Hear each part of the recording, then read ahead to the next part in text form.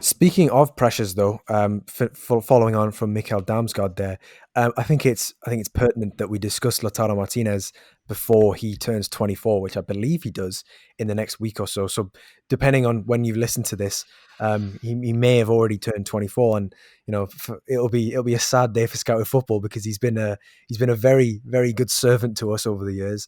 This season, he scored 14 Serie A goals. He's got 5 assists, so a very very strong return. Obviously, a very, very good partnership with Romelu Lukaku at Inter this season, who himself has 26 goal involvements.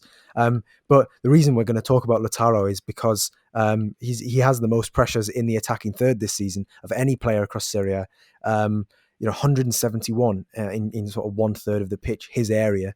And I think that's what underpins his game, really. He is just that terrier-like, really niggly presence that that makes him and Lukaku such a good double act. I don't know if that's something that you've also come across, Steve, or is it something? Am I just imparting the most obvious observation of Lautaro Martinez and Romelu Lukaku there? Well, in terms of the pressures, I think the reason why he's so effective in that sense is Inter aren't a super high pressing team, but they press very, very smartly. And Antonio Conte is one of the kings of a system that he's developed over a long time where when the opportunity is there, his team will press really hard. And he does it with Martinez and he does it with Hakimi principally, that really, really harry for possession. But then as soon as the opportunity falls away, or there was never any opportunity in the first place, his team are so quick to drop back, regain their shape, and try to win the ball back more functionally in their defensive third or in midfield. And so and then in terms of working with Lukaku, I think the kind of the best way to sum up their partnership is that they don't get in each other's way. They both have the things that they're good at, but they really never kind of in each other's space. So I think that's kind of been the key to the success. And they kind of score different goals where Lukaku loves the kind of cutbacks from Hakimi. He loves the bursting past the defense off the shoulder, whereas Martinez will kind of looking out for fortuitous moments where he can get onto something in the box and just create something out of nothing. A great strike partnership. Conte has his team that he just loves and it works. And they should stroll on and win the title this season.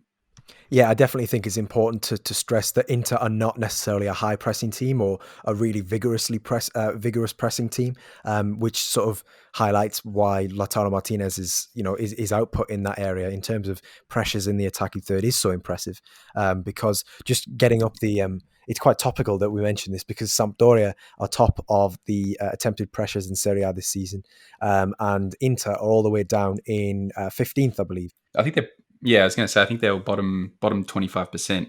Yeah, there's just I think they'll have a lot of forward attacking third pressures. I think because they will look to win the ball back in the first few seconds of losing it.